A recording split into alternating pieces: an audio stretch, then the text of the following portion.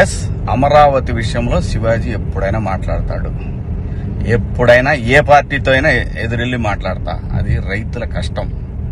ఆ కష్టాన్ని మీరు మీ ఇష్టం వచ్చినట్టు ఎవరికాళ్ళు వాడేసుకుందామంటే చూస్తా ఊరుకోం. ఏంటి, నేను ఈ సినిమా రిలీజ్ ముందు ఇచ్చిన ఇంటర్వ్యూ మీ అందరికి చాలా ఇబ్బందిగా అనిపించింది కదా. నేను ఎప్పుడైనా మాడతా గురు, ఎవడికి భయపడను.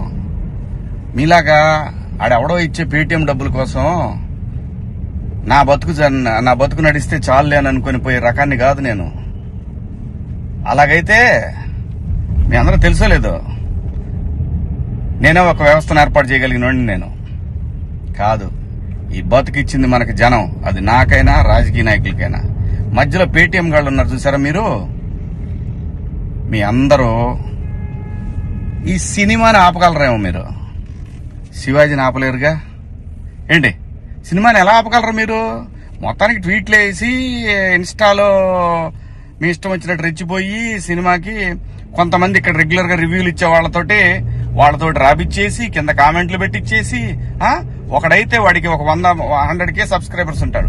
సినిమా రిలీజ్ కూడా కాల. ఆశ్చర్యపోయాను నేను, ఏంటి ఏదో తేడా కొడుతుంది అనుకున్నా. అయినా నేను కంప్లైంట్ ఇద్దాం అనుకున్నా. అయినా వద్దు పిల్లనాళ్ళు బాధపడ్డాను. కానీ రే, పేటీఎం బ్యాచ్ నన్ను తగులుకుందాం అనుకుంటే మీ ఓడికే ప్రమాదం. గుర్తుపెట్టుకోండి, నేను జనం కోసం బతికే మనిషిని, జనం డబ్బుల కోసం బతికే మనిషిని కాదు. వద్దు గురు, నా జోలి వద్దు. జగన్ గారు, నేను మళ్ళీ చెప్తున్నా, నాకు రాజకీయాలు వద్దు. నాకు కావాల్సింది, నేను అమరావతి రైతుల కోసం నిలబడ్డాను, జనం కోసం నిలబడతా. అది ఏ పార్టీ అయినా, అది మీరైనా ఇంకో పార్టీ అని ఎవరైనా సరే, ఎదురొస్తే జనానికి ఎదురొస్తే మాత్రం నేను నిలబడతా. కానీ నేను మాట్లాడుకుందా ఇంక నుంచి. నేను డైరెక్ట్ గా అడుగుతా పిఎం గారినే, ఈ దేశంలో సిబిఐ మీద నమ్మకం ఉండాలంటే, సిబిఐ మీద నమ్మకం కుదరాలంటే ఫస్ట్ కేసులను రాజకీయ నాయకులందరినీ కూడా పక్కన పెట్టి, రాజకీయాల నుంచి పక్కన పెట్టి, వాళ్ళు మంచోళ్ళ చెడ్డోళ్ళ అని తేలిన తర్వాత వాళ్ళని పాలిటిక్స్ లో ఉండే విధంగా చేయగలిగితే బాగుంటదని పిఎం గారిని కూడా అడుగుదాం అనుకున్నా. ఇక నుంచి మేము రోజు అడుగుతా. ఇక నుంచి మీకు రోజు నా జోలు రావద్దు. నేను నా బతుకు నేను బతుకుతున్నా, నిజాయితీగా బతుకుతున్నా.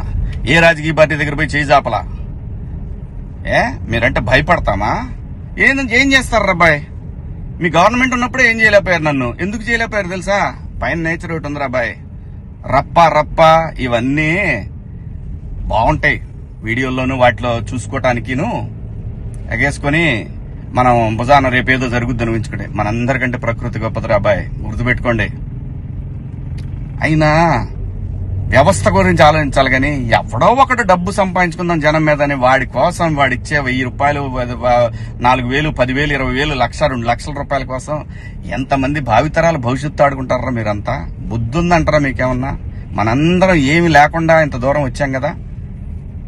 మాట్లాడుకున్నారా బాయ్? రేపు నుంచి మాట్లాడదాం మీ నాయకుడి గురించి, మీ పేటీఎం బ్యాచ్ గురించి. ఇంకా ఉన్నారు తీస్తా. ఇప్పుడు దాకా సైలెంట్ గా ఉన్నా నేను. మీరు నా బతుకు దాకా వచ్చారు చూసారా? ఒక్కొక్కటి చూద్దాం, మాట్లాడుకున్నారా బాయ్?